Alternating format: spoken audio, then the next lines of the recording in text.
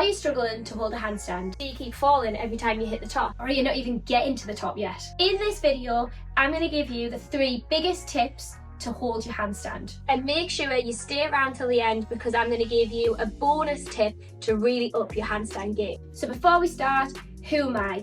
I'm Chloe Peacock, former Team GB gymnast, 3-time British champion, European medalist and world finalist. And on this channel, I'm going to give you everything gymnastics and cheerleading. How to be stronger, how to get more flexible, and lots of other tips and tricks. So make sure you subscribe for more videos like this. So number 1, you've got to push through your shoulders. From the moment you kick or press up into a handstand, you should be pushing through your shoulders. And what I mean by this is pushing your arms away from the ground, lengthening your body as much as possible. If you've never done this before, I would suggest practicing this motion against a wall. Make sure your hands are shoulder width apart, just as they would be when you are doing a handstand. Start to press your arms and your shoulders away from the wall. If you relax, your shoulders start to crumple, and this is one of the main culprits for falling handstands. Once you've got this motion down and you feel confident, start practicing in a handstand against the wall.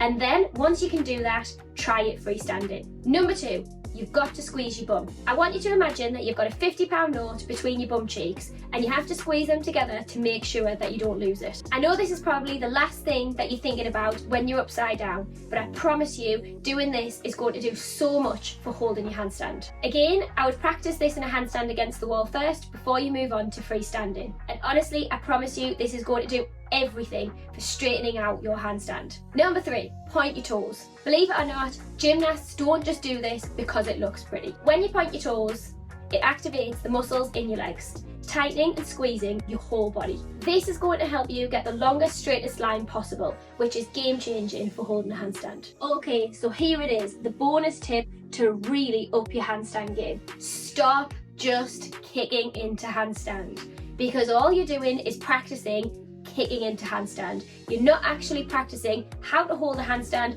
or the correct form for a handstand. So you're going to be really good at kicking, but not so good at holding the handstand. It is so important to go through all of the progressions to learn how to handstand. If you don't have the upper body strength or the core stability, you are never going to be able to hold that handstand, even if you do manage to kick up and reach the top. If you're just starting and you're at the beginning of your handstand journey, you can follow along my 7-minute upper body strength handstand routine, which will give you the upper body strength to be able to start holding a handstand. However, if you feel that you have the upper body strength and the core stability and you are ready to start some handstand progressions, you can watch my video here.